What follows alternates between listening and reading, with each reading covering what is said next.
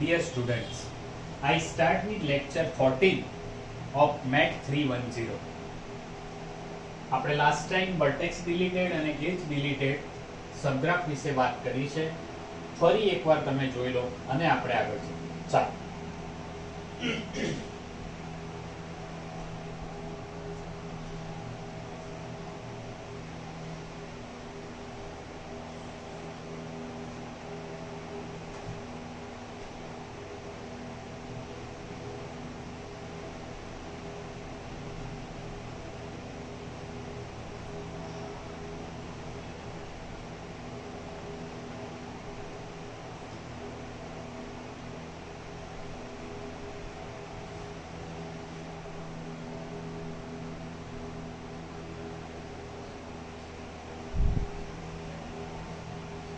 જો તમે આમાંથી વર્ટેક્સ દૂર કરશો, આપણે આ V3 દૂર કરી છે તો એની સાથેની જેટલી પણ એજ છે એ પણ દૂર થાય છે.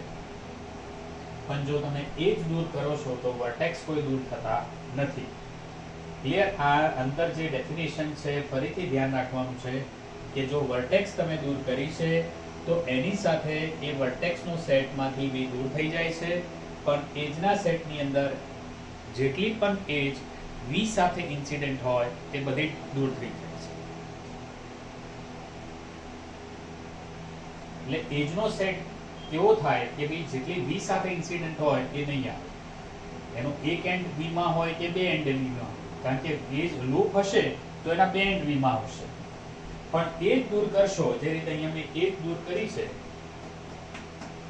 તો વર્ટેક્સ જતી નથી.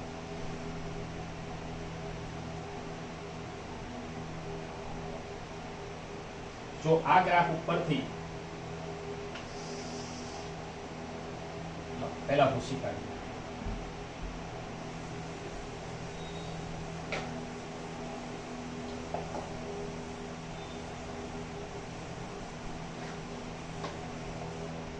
બે વર્ટેક્સ દૂર કરીએ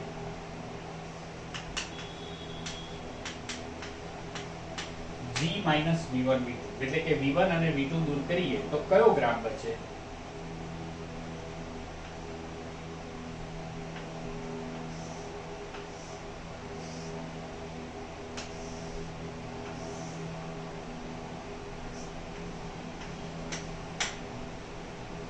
આ બંને વર્ટેક્સ જતી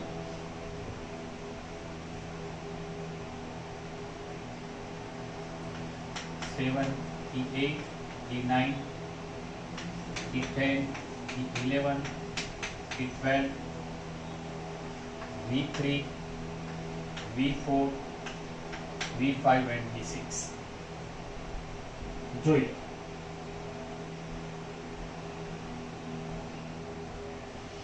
અને એજ કાઢી હશે તો ફક્ત જે એજ કાઢી છે તે જ બાકી રહેવાની છે.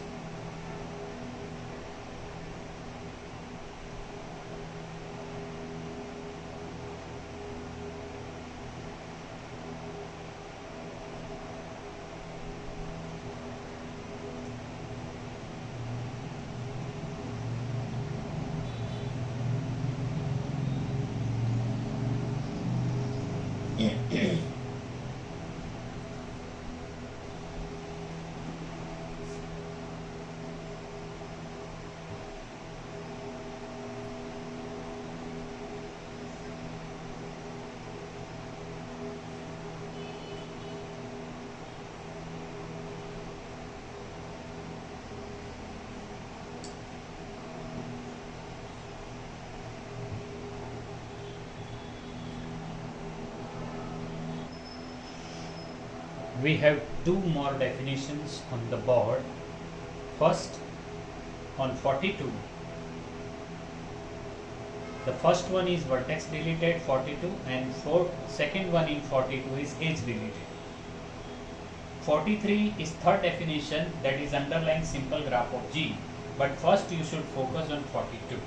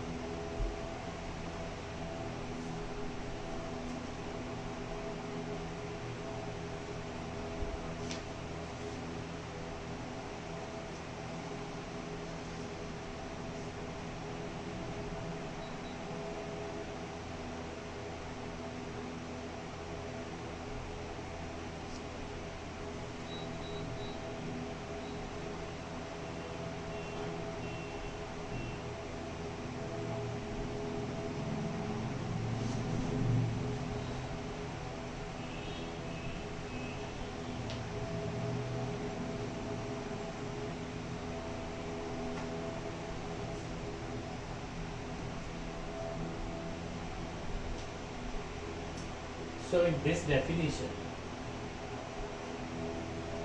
G is VE, U is a proper subset of V. Then G minus U denotes the subgraph of G with vertex at V minus U.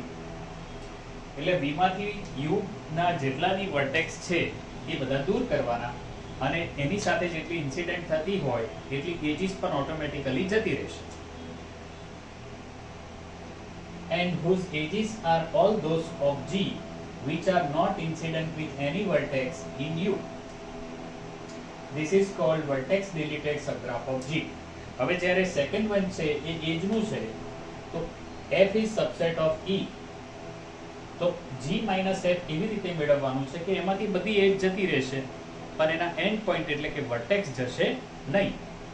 જોઈ એને કહીએ છે એજ ડિલીટેડ સબગ્રાફ ઓફ G. તો સેમ ટુ સેમ છે, ખાલી આ set વિશે વાત કરી છે. જો કે મેં તો તમને એનું ઉદાહરણ પહેલા લઈ લીધું છે પણ આ વાત છે, ચેક કરો.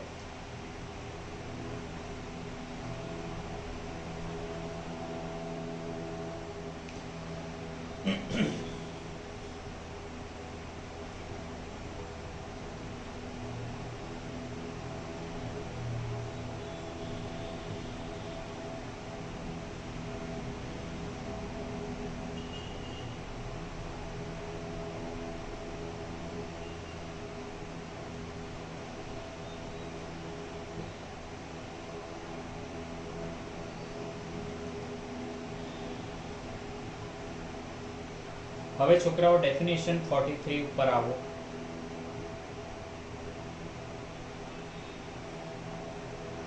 That is definition of underlying simple graph of G.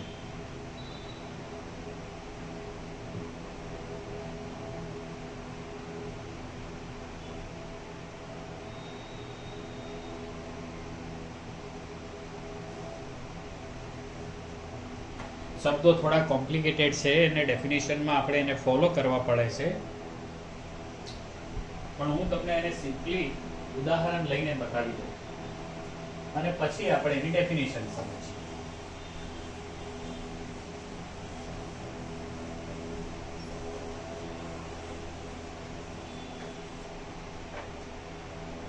જો આ ગ્રાફ છે, આ ગ્રાફ હજી એકાદ બે લેક્ચર રહેશે જ અહીંયા છોકરાઓ.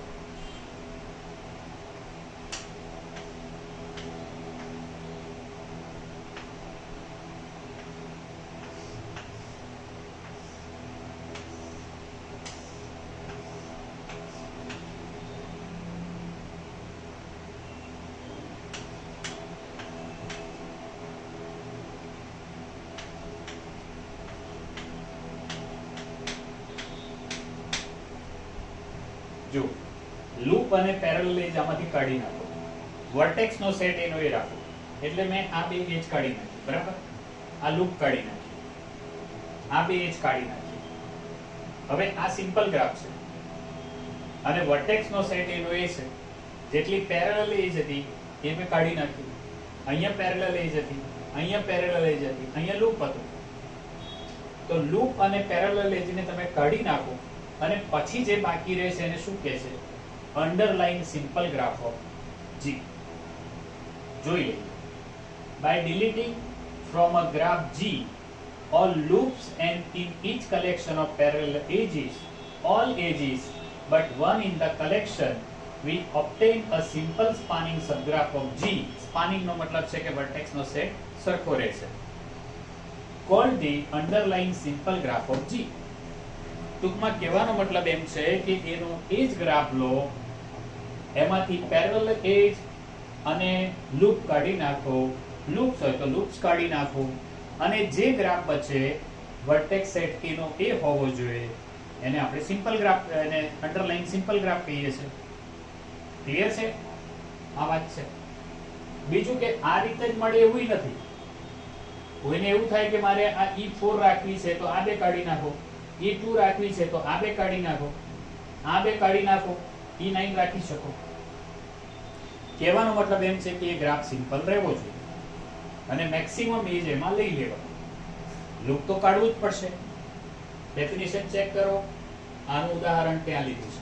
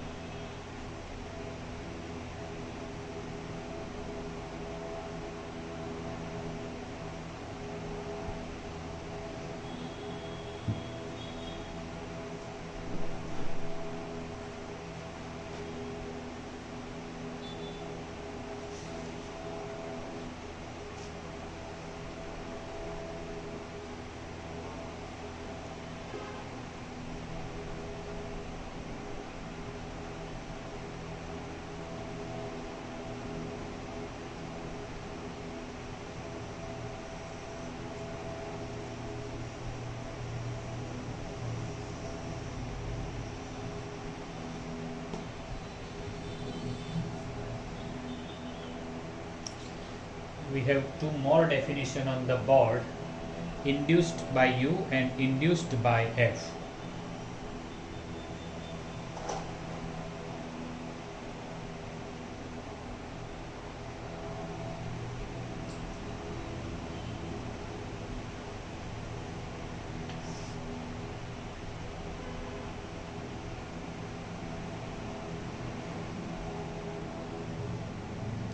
So try to understand the idea behind the definitions, both definitions as a note, and I will explain you the sums, illustrations, example criteria for the definitions. It is on the right hand side of the board.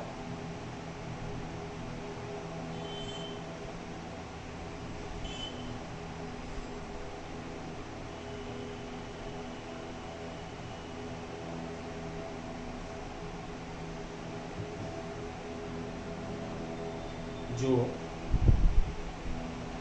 પહેલી વાર u બરાબર પહેલા ઉદાહરણ જોઈ લઈએ અને પછી definition u બરાબર v2 v3 v5 v2 v3 v5 તો આની સાથે જેટલી એજીસ આવતી હોય એ લઈ લેવાની. જોઈ લો તમે e2 e6 આવે છે, v2 છે, v3 છે, v5 છે, બીજું કશું જ નહીં. આ એનો સબગ્રાફ છે. This is GU. ઠીક છે, તો એની એજ કઈ આવે કે જેના બંને એન્ડ આની અંદર હોય તે. આ એજ સેટમાં બંને એન્ડ આવતા હોય. If U is a non-empty subset of a vertex set V of the graph G, then the subgraph GU means induced by U. આ એનો સિમ્બોલ છે. Is defined to be the graph having vertex set U, એટલે કે જેના vertex set U ના set vertex હોય, એમાં આવેલા સભ્યો હોય, and each set consists of all edges of G that have both ends in U. અને એજ એવી હોય કે જેના બંને એન્ડ U માં હોય. ઠીક છે, તો આ પહેલી ડેફિનેશન છે. અને જે બીજી છે એમાં તમે જુઓ કે આ G F થી ઇન્ડ્યુસ થાય છે, E1 E3 E5 E8 E10. તો એનાથી ઇન્ડ્યુસ થાય છે એટલે એટલી એજ લેવાની. જો E1 E3 E5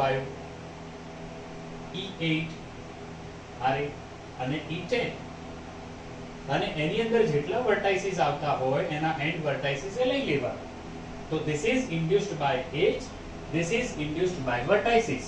હવે અહીંયા જુઓ, similarly if F is a non-empty subset of H set E of G, then the subgraph GF of F means induced by F is the graph whose vertex set of ends of edges in F and whose edges set is F. બરાબર છે, એજના બંને and આવતા હોય, બધી જ એજના, એ બધું એનો vertex set થશે અને એજ સેટ તો F જાતે થશે. ચેક કરી લો, સમજી લો.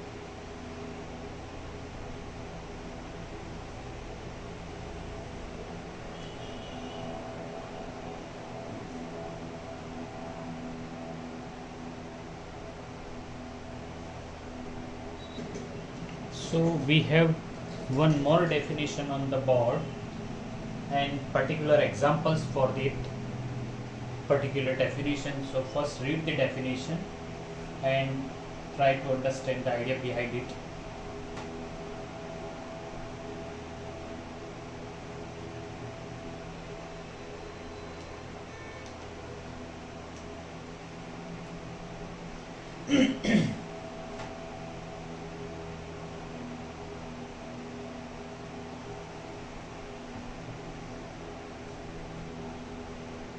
see here.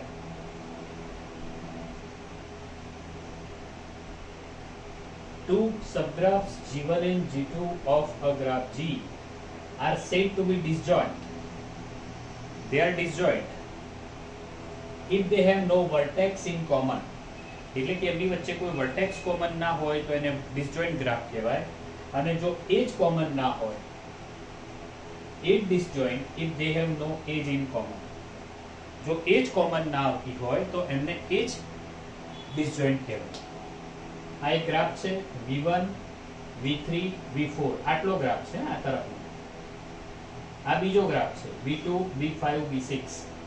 તો તમે જુઓ તો આની અંદર કોઈ પણ એજ કોમન નથી, એટલે એને કહીએ છે G1 and G2 are disjoint graphs. અને G1 અને G3 we call it G3 આને આપણે G3 કહીએ છે. we say this is G3. તો આની અંદર કોઈ એજ કોમન નથી જોઈતો, અને એટલે G1 અને G3 ને આપણે કહીએ છે એજ disjoint graphs. એજ disjoint graphs.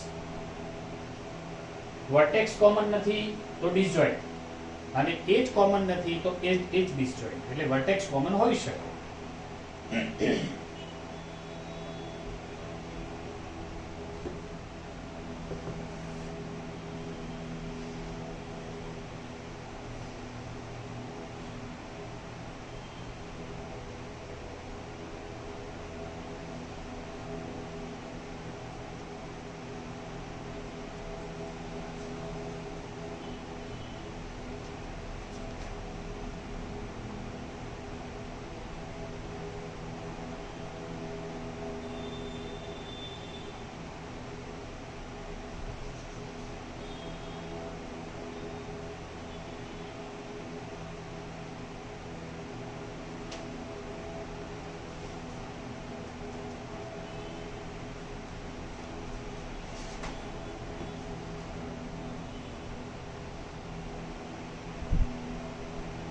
ઓકે છોકરાઓ, તમે પ્રેક્ટિસ કરતા રહેજો.